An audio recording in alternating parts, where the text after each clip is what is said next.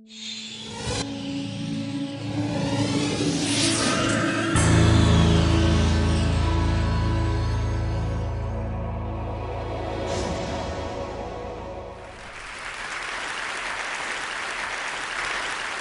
grew up interacting with the physical objects around us, and there are enormous number of them that we every day use. Unlike our most computing devices, these objects are much more fun to use with. When you talk about objects, one another thing automatically comes attached to that thing, and that is gestures, how we manipulate these objects, how we use this object in everyday life. We use gestures not only to interact with these objects, but we also use to interact with each other. Like gesture of namaste, maybe to respect someone, or maybe in India, I don't need to teach a kid that this means 4 runs in cricket. It comes as a part of our everyday learning. So I'm very interested from beginning that how can our knowledge about everyday objects and the gestures and how we use this object can be leveraged to our interaction with the digital world. Rather than using a keyboard and mouse, why can I not use my computer in the same way that I interact in the physical world? So I started this exploration around 8 years back, and it literally started with a mouse on my desk. Rather than using that for computer, I actually opened it. And most of you might be aware that in those days, the mouse used to come with a ball inside, and there are 2 rollers that actually guides the computer that where the ball is moving and accordingly where the mouse is moving. So I was interested in these 2 rollers. And I actually wanted more, so I borrowed another mouse from a friend, never returned him, and I have now 4 rollers. What interestingly I did with these rollers is basically I took them off from these mouses and then put in a one line. It had some strings and pulleys and some spring. And what I got is basically a gesture interface device that actually acts as a motion sensing device made out of $2. So here, whatever movement I do in my physical world is actually replicated inside the digital world just using this small device that I made around 8 years back in 2000. Because I was interested in integrating these 2 worlds, I thought of sticky notes. I thought, why can I not connect the normal interface of physical sticky note to our digital world? A message written on a sticky note with my mom on a paper can come to an SMS, or maybe a meeting reminder automatically syncs with my digital calendar. And a to-do list automatically syncs with you. But you can also search in the digital world, or maybe you can write a query saying, what is Dr. Smith's address? And this small system actually prints out. So it actually acts as a paper input-output system, just made out of paper. In one another exploration, I thought of making a pen that can draw in 3 dimensions. So I implemented this pen that can help designers and architects not only think in 3 dimensions, but they can actually draw so that it's more intuitive to use that way. Then I thought, why not making a Google map, but physical world? Rather than typing a keyword to find something, I put my objects on top of that. If I put a boarding pass, it will show me where is your flight gate. A coffee cup will show you where you can find more coffee, or where you can trace that cup. So this was some of the earlier explorations I did, because the goal was to connect these 2 worlds seamlessly. Among all these experiments, there was one thing very common.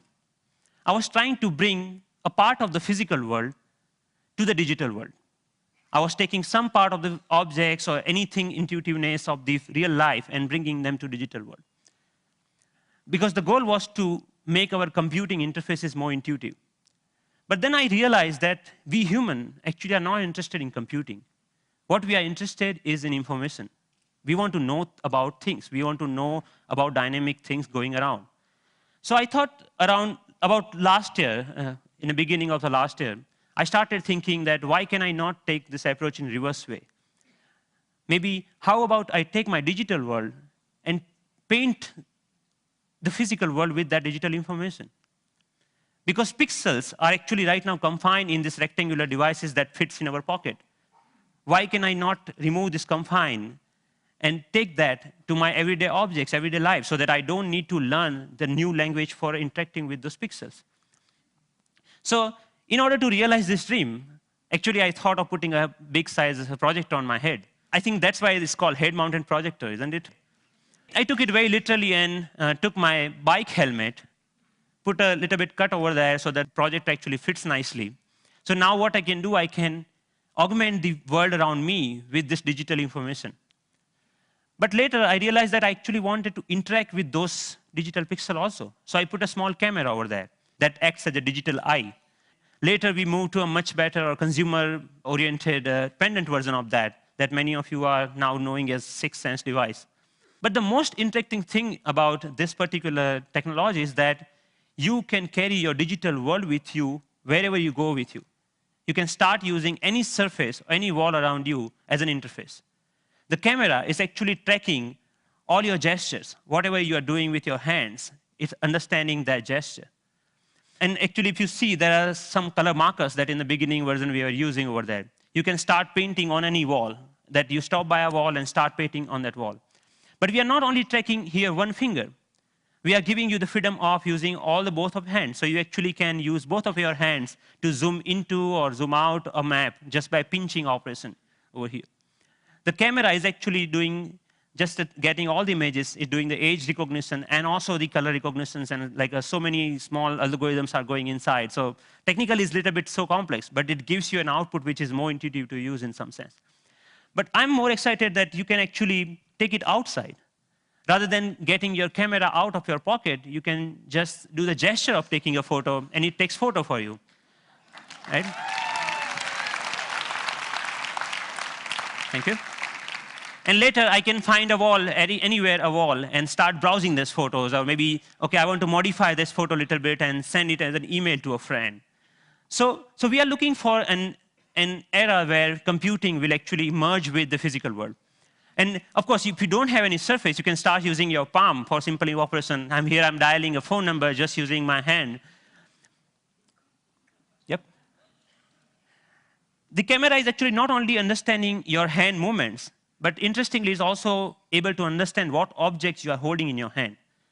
What we are doing here is actually, for example, in this case, the book cover is matched with so many thousands or maybe millions of books online, and checking out which book it is. Once it has that information, it finds out more reviews about that, or maybe New York Times had a sound overview on that, so you can actually hear on a physical book as a review of a sound. Gave a famous talk at Harvard University.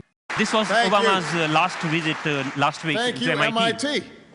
And in particular, I want to thank two outstanding MIT So I was seeing the live of his talk outside in just a newspaper. Your newspaper will show you live of your weather information rather than having updated like you have to check your computer in order to do that, right?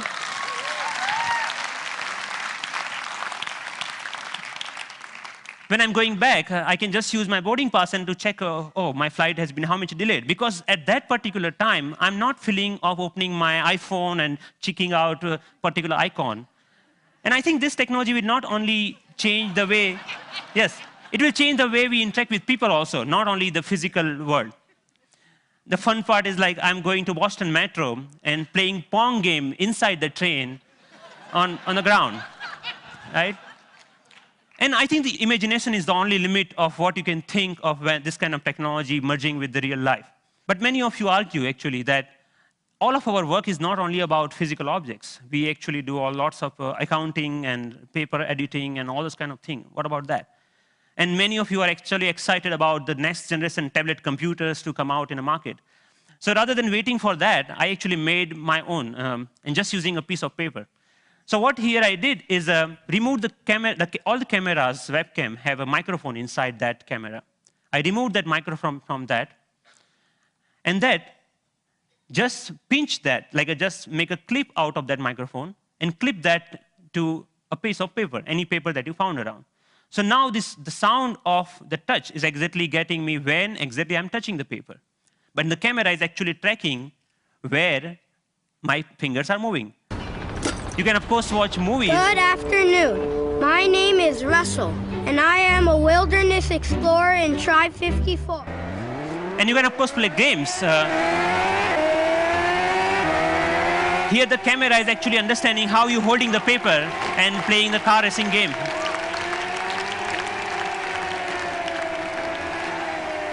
Many of you already must have thought, okay, you can browse. Yeah, of course you can browse to any website. So you can do all sort of computing on a piece of paper wherever you need it.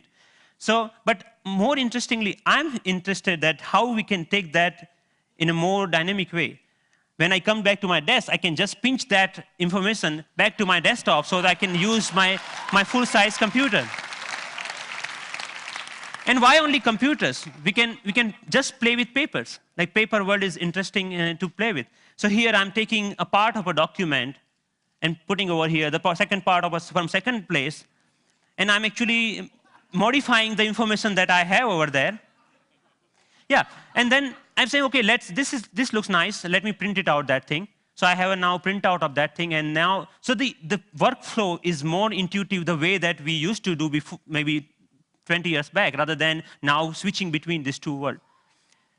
So as a last thought, I think that integrating information to our everyday objects will not only help us to get rid of the digital divide, the gap between these two worlds, but will also help us in some way to stay human, to be more connected to our physical world. And it will actually help us not end up being machines sitting in front of another machines. So that's all. Thank you.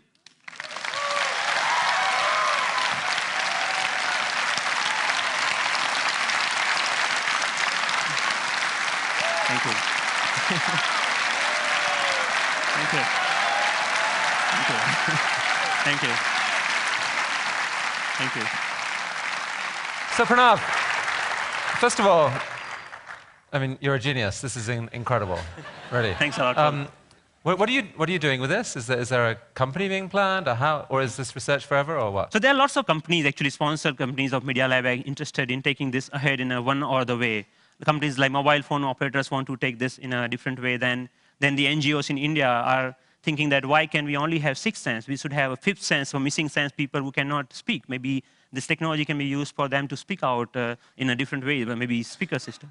I mean, what are your own plans? Are you staying at MIT, or are you going to do something with this? I'm trying to make this more available to people so that anyone can develop their own sixth sense device, because the hardware is actually not that hard to manufacture or something hard to make your own. And I will provide all the open source software for them, maybe starting next month. Yeah. So that open source? Wow. Yes. Wow. Yes. Are you going to come back to India with some of this at some point? Yes, of course. I mean, what are your plans? MIT, India, how are you going to split your time going forward? There is a lots of energy here, lots of learning. Like all of this work that you have ever seen is all about my learning in India. And now, even if you see, it's more about the cost effectiveness. This system costs you $300 compared to the like $20,000 of Surface tables or anything like that. Or maybe even the $2 mouse gesture system at that time was costing around like $5,000. So we actually, I showed that to, in one of the conference to President Abdul Kalam at that time. And then he said, okay, we should use this in Bhabha Atomic Research Center for some use of that.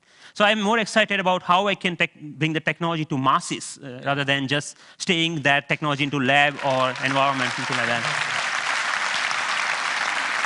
Based on the people we've seen at TED, I would say you're truly one of the 2 or 3 best inventors in the world right now. And it's an honor to have you here at TED. Thank you. Thank you so much. Nice meeting you. It was fantastic.